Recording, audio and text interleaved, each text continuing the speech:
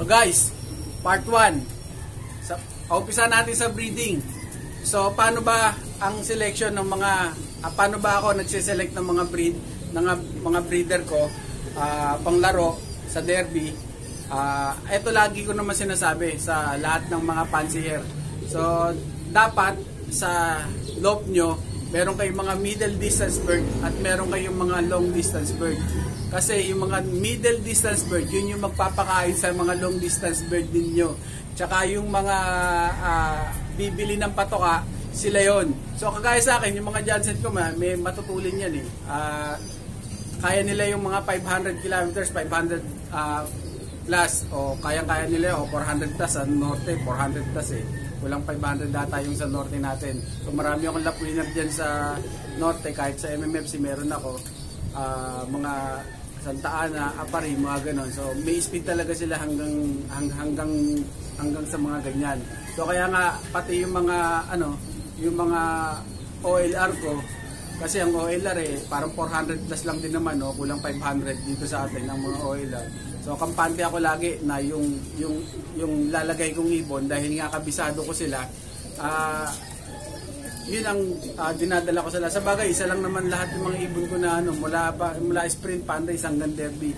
So yun yung mga ibon ko na ginagamit. So yung mga Jansen Vandenbroek. So meron akong mga bagong acquire ng mga ibon ngayon. So subukan sa south.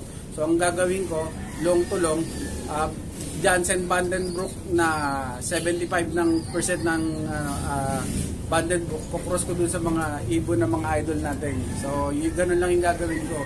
Sa norte naman, pwede ko rin gawin yung Jansen Vandenbroek, cross sa mga ibon. Tapos yung mga Jansen Vandenbroek ko, ay cross ko rin dun sa mga ibon na na-acquire ko. So maraming ibon, maraming susubukan. So ganun talaga. So baka next year makapaglipad na ako ng mga ibon ko. So yun ang selection na ginagawa ko. Yun lang din naman kasi yung ibon ko, yun lang Jansen tsaka Vandenbroek kasi yun sila yung subok ko. So Jansen alam naman ang lahat pagka Vandenbroek all distance bird tsaka matibay talaga sila. So yung mga Jansen ko may speed sila. So ang dami kong ilan lang yung mga nabigyan ko ng mga Jansen, pero talagang ang daming nagpanalo sa halos yung mga nabigyan ko Jansen nagpanalo talaga. So yun yung ginagawa ko, selection Jansen Vandenbroek. Paano ko sila sineselect sa loob ko. So guys, bago yan yung pagpili ng mga ibon sa loob ninyo, may mga bagong kayo kasi mahirap din may mga bagong bili kayong ibon o kaya bibili kayo ng ibon sa mga kilalang fancier o kumuha kayo doon sa mga subok na ibon, subok na fancier na legit na nagpapanalo. So doon kayo kumuha, tignan niyo yung record nila, tignan niyo yung kung ano yung mga pinapanalo nila. Kung gusto niyo ng mga long distance bird, kumuha kayo doon sa mga laging nananalo sa mga long distance bird. Tignan niyo yung mga bibili ninyo, tignan niyo yung kulay ng mga nananalo nila, yun yung mga kulay na kunin niyo sa kanila. So ganun lang yun. Tignan niyo yung mata, kung ano yung kulay ng mata na nanalo nila, yun ang kunin niyo. Yung kulay ng blue bar o checkered, orange sa mata, purple ang mata, yun ang kunin niyo doon sa kanila. So pagka mga pang middle distance matutulin o kumuha kayo doon sa mga matutulin din ng mga ibon nila. Marami naman tayong mga kalapatids na magagaling ng ibon, matutulin ng ibon. So doon kayo kukuha. So huwag kayong kukuha guys, huwag kayong magpaloko-loko doon sa mga masyadong yung mga dila para magbenta ng ibon. So sasabihin ng lahat, kahit anong bloodline meron yan sila sigurado pagka tinanong mo sila.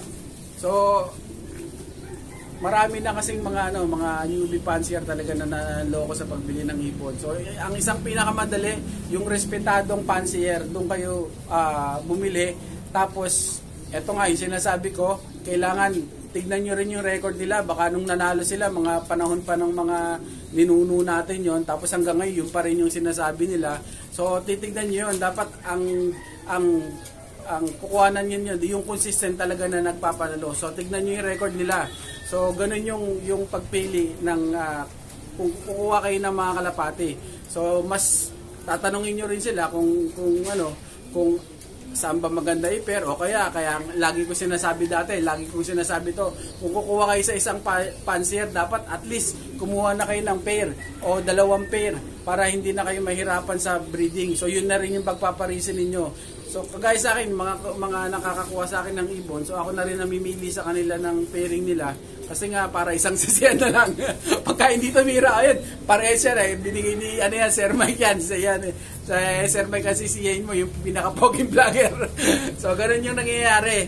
So maganda naman at maganda yung mga resulta doon sa mga nakakuha sa akin ng mga ibon. So ganun yung ginagawa ko. So kung kaya ninyo, kasi kumuha kayong champion dito, first overall, susubukan pa rin yon. So, iba pa rin yung isang pansier lang na kinuha na mo, nasubok na niya yung linyada at alam niya kung saan sila magagaling. So, ganun lang yon. Kung meron kayong mga pansier na marami naman dyan na magagaling na pansier. So, kung meron kayong mga natitipuhan dyan, subukan nyo agad. So, i-breed nyo ng marami, i-breed ng marami, tapos ilipad nyo lahat. Tapos yung lahat ng mga ng magandang record, yun yung mga ititira nyo lang lagi. So, yung pagkuha ng mga magagandang ibon, so nasa sa inyo yan.